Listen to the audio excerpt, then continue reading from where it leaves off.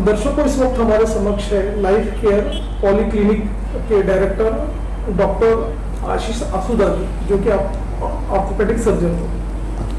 नमस्कार सर, हम आपसे ये जानना चाहेंगे कि पोस्ट कोविड ईरा में देखा गया कि काफ़ी नेक्रोसिस के जो प्रॉब्लम है, वेस्कुलर नेक्रोसिस के problem, head of the fever, इसके पेशेंट्स काफ़ी आ रहे हैं जी।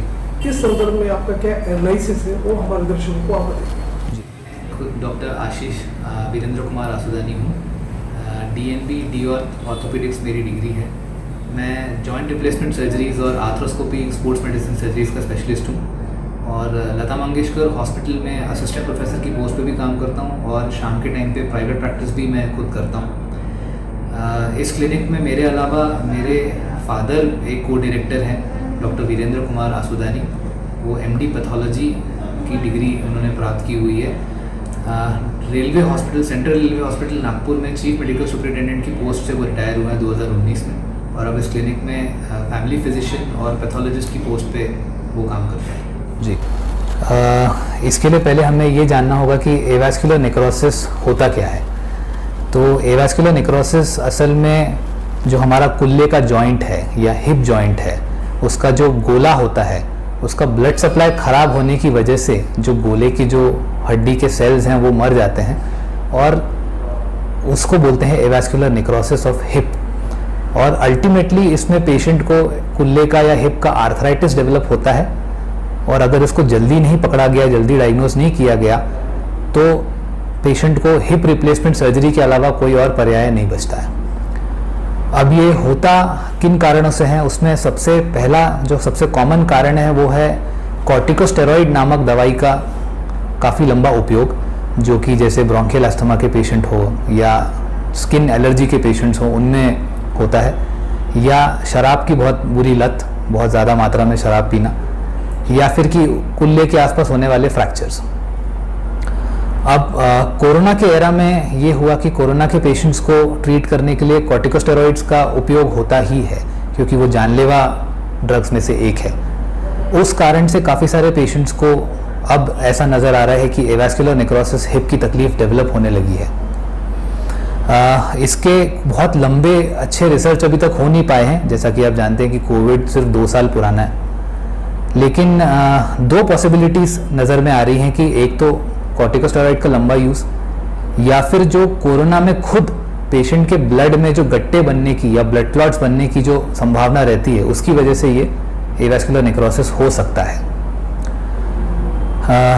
मेरा सजेशन ऐसा रहेगा कि किसी भी पेशेंट को जिसको कि कोरोना हो चुका है, अगर कुल्ले के एरिया में दर्द होने लगे या हिप जॉइंट में दर्द होने लगे चलते वक्त, या पलती मार के बैठने में तकलीफ होने लगे, या टॉयलेट में जैसे हम नीचे बैठते हैं वहाँ बैठने में तकलीफ होने लगे, तो तुरंत उसने एक ऑर्थोपेडिक सर्जन की सलाह लेनी चाहिए और अपने कुल्ले का एक्सरे करवाना चाहिए, ताकि इस कंडीशन को जल्दी पकड़ा जा सके और इसका इलाज हो सके।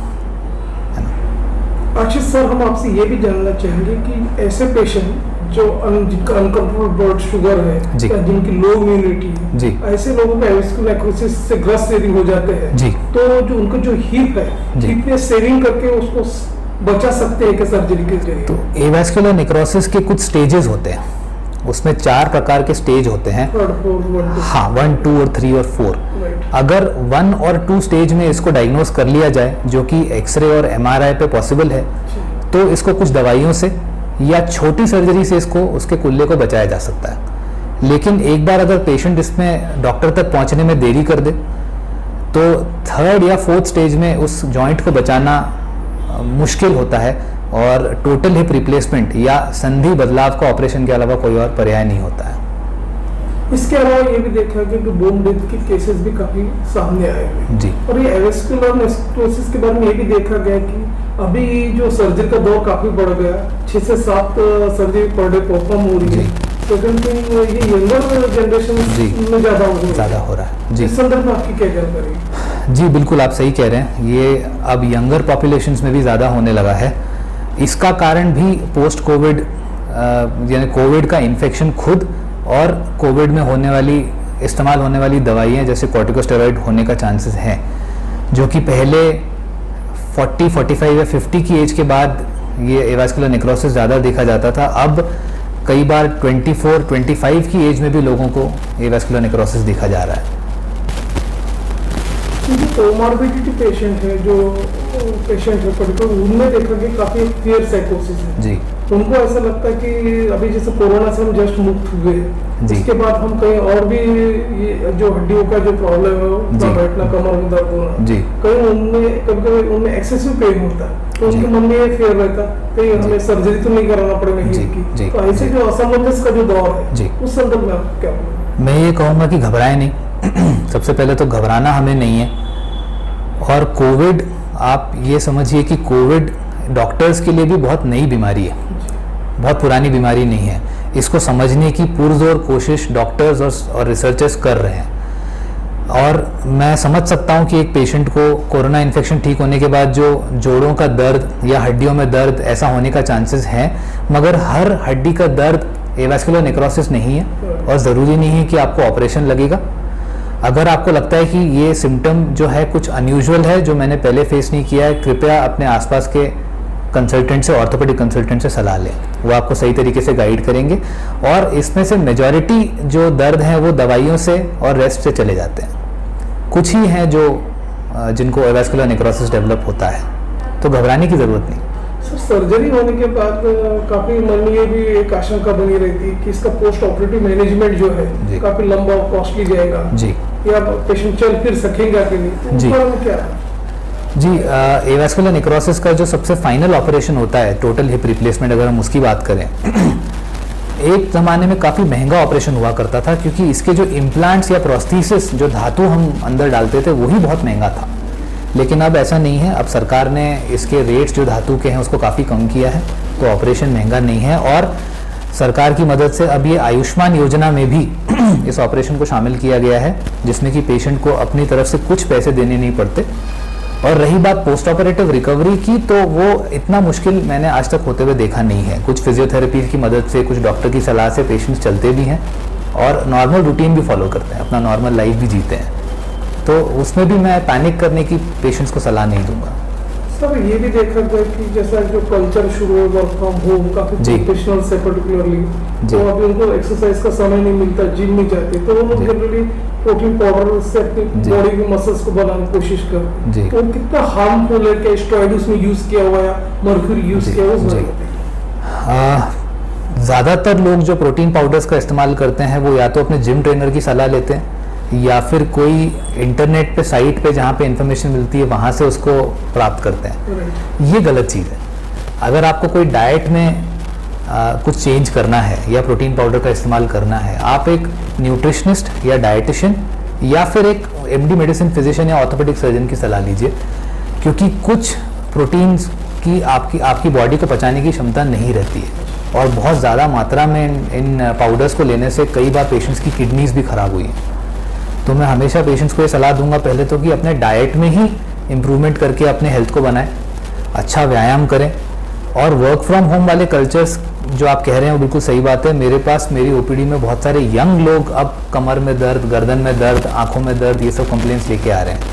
मैं उनको ये सलाह दूंगा कि प्लीज़ ये जो 7-8 घंटे एक जगह बैठे रहने की जो आदत है उसको तोड़ें। हर आधे घंटे में उठ करके स्ट्रेच करें, थोड़ा घूमिए, पानी पीजिए, फिर वापस काम पे लगिए। अपने केबिन में जो डेस्कटॉप या पीसी आप रखते हैं उसको इस प्रकार से रखिए कि आप सीधा देख करके और गर्दन को सीधा देख करके काम कर सकें, और आपकी जो पीठ है उस पर ज़्यादा स्ट्रेस ना आए। और अपना खान पान अच्छा रखें, एक्सरसाइज की आदत आधे घंटे की हमेशा रखें। तो कोई डाइट में सप्लीमेंट की आपको ज़रूरत नहीं है। सर, आमतौर पर ये भी देखा गया है कि जो महिला आफ्टर 40 ईयर्स जो एज उनकी होते हैं उनमें ऑस्टियोपोरोसिस की प्रॉब्लम काफ़ी है जी।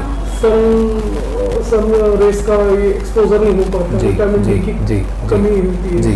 तो उस संदर्भ में क्या है? जी हाँ, जैसे महिलाएं खासकर जब अपना पोस्ट मेनोपॉजल फेज में आती हैं, जब उनकी माहवारी जो है, जो महीना आना बंद हो जाता है, उस फेज के बाद उनके शरीर में ईस्ट्रोजन नामक जो हार्मोन होता है उसकी मात्रा धीरे धीरे कम होना शुरू होती है। और ईस्ट्रोजन बोन का या हड्डी का हेल्थ बना के रखने में, उसमें कैल्शियम को डिपॉजिट करने में बहुत महत्वपूर्ण है। इसीलिए कुछ एज के बाद में महिलाओं को हड्डियों की कमजोरी यानी ऑस्टियोपोरोसिस होने की संभावना बहुत बढ़ जाती है पुरुषों के मुकाबले। पुरुषों में एस्ट्रोजन नामक हार्मोन नहीं होता। प्लस बहुत सारी महिलाएं जो हैं वो एक्सरसाइज की तरफ ध्यान नहीं दे पाती, अपनी गृहस्थी में बहुत बिजी हो जाती है, अपने बच्चों में बहुत बिजी हो जाती हैं। मैं सलाह ये दूंगा कि अपना न्यूट्रिशन अच्छा रखें, दूध पीने की आदत रखें। अगर आप नॉन वेजिटेरियन डाइट लेते हैं तो फिश, मीट ये बहुत अच्छा सोर्स है विटामिन डी का, इसको अपने डाइट का हमेशा हिस्सा बनाएं। सनलाइट का कम से कम 10 मिनट का एक्सपोजर डेली उनको होना ही चाहिए, और हल्की आधे से 1 घंटे की एक्सरसाइज आपकी हर दिन विदाउट फेल होनी चाहिए। तो आप ऑस्टियोपोरोसिस से बचे रहेंगे और बाद में होने वाले फ्रैक्चर्स से बच जाएंगे। और सेकंड थिंग ये भी कहना है कि जैसे भी पुरुषों के संदर्भ में कहा गया कि जो हड्डियों को मजबूत करने के लिए किस तरह की उन्होंने लाइफस्टाइल को एडॉप्ट करना चाहिए, क्या मॉडिफिकेशन होना चाहिए, उस बारे में बताइए। सबसे पहले तो अपनी जो सीडेंट्री लाइफस्टाइल है, जैसे कि मेजॉरिटी जो आजकल कॉर्पोरेट कल्चर में एक कुर्सी पे बैठ के सारा दिन निकालते हैं, उसको उन्होंने गिव अप करना चाहिए। मैं ये नहीं कह रहा कि अपना जॉब छोड़ दीजिए, लेकिन अपने ही जॉब स्पेस में आप हर आधे घंटे में 1 घंटे में उठ के घूम सकते हैं। अपने जॉब के अलावा घर में अपना सीडेंट्री स्टाइल कम कर सकते हैं, और एक्सरसाइज थोड़ी सी हल्की सी आपकी वेट लिफ्टिंग हो रही है, और कार्डियो एक्सरसाइजेज जैसे ट्रेडमिल पर दौड़ना, या अगर आपके लिए वो पॉसिबल नहीं है तो आधे घंटे की साइकिलिंग या फास्ट वॉकिंग, ये भी आपके मसल मास को बना के रखेगा और आपकी हेल्थ अच्छी रखेगा। और सर आप हमारे दर्शकों को ये भी बताइए कि अपने हॉस्पिटल में किस तरह की मॉडर्न फैसिलिटी, किस तरह के सुपर स्पेशलिटी या मल्टी स्पेशलिटी हॉस्पिटल है, उस संदर्भ में थोड़ी जानकारी दीजिए। बेसिकली हम चार डॉक्टर्स इस क्लिनिक में हैं। हम चारों ही एक फैमिली का पार्ट हैं। मेरे पिताजी जो हैं वो रेलवे में पैथोलॉजिस्ट थे, चीफ मेडिकल सुपरिटेंडेंट थे, 2019 में रिटायर हुए हैं। अभी वो पैथोलॉजी और फैमिली फिजिशियन दोनों डिपार्टमेंट वो यहाँ हैंडल करते हैं। मैं खुद ऑर्थोपेडिक सर्जन हूँ, जॉइंट रिप्लेसमेंट सर्जरीज और आर्थ्रोस्कोपी सर्जरीज में ट्रेंड हूँ। मैं उसमें वो सर्जरीज परफॉर्म करता हूँ। मेरी सिस्टर जो है वो डॉक्टर पल्लवी आसुदानी, वो डेंटिस्ट है, जो कि सभी प्रकार के डेंटल ट्रीटमेंट्स एक रूफ के अंदर में हो जाते हैं उसके डिपार्टमेंट में। और मेरी वाइफ डॉक्टर दिव्या देवानी आसुदानी गायनिकोलॉजिस्ट हैं। और यहाँ पे हमारे यहाँ बाकी फैसिलिटीज़ में डिजिटल एक्सरे है, गायनिकोलॉजी डिपार्टमेंट में अल्ट्रासोनोग्राफी मशीन है, फैमिली फिजिशियन डिपार्टमेंट में ईसीजी की फैसिलिटी भी हमारे पास में है, और पैथोलॉजी लैब एडवांस सारे टेस्ट करने वाली हमारे पास अवेलेबल है। तो एक कंप्लीट ओपीडी यूनिट बनाने का हमारा हमेशा से विजन रहा, और उसको कुछ हद तक हमने अचीव भी किया है। और हम ऐसा समझते हैं कि पेशेंट सेटिस्फैक्शन हमारे लिए सबसे आगे, सबसे ऊपर होता है, कि कोई पेशेंट यहाँ से डिससेटिस्फाइड ना जाए। तो ये हमारा एम है, और हम ये हमेशा कोशिश करेंगे कि इसको अचीव करें। यदि पेशेंट को आपसे संपर्क करना हो, जी, दूर दराज के जो पेशेंट होते हैं उन्हें यदि संपर्क करना हो, जी, तो पर्टिकुलर किस एड्रेस पे, किस लोकेशन पर वो आपसे संपर्क करें? हमारे क्लिनिक का एड्रेस है जरीपटका पुलिस स्टेशन के सामने नारा रोड पर लाइफ केयर पॉली क्लिनिक।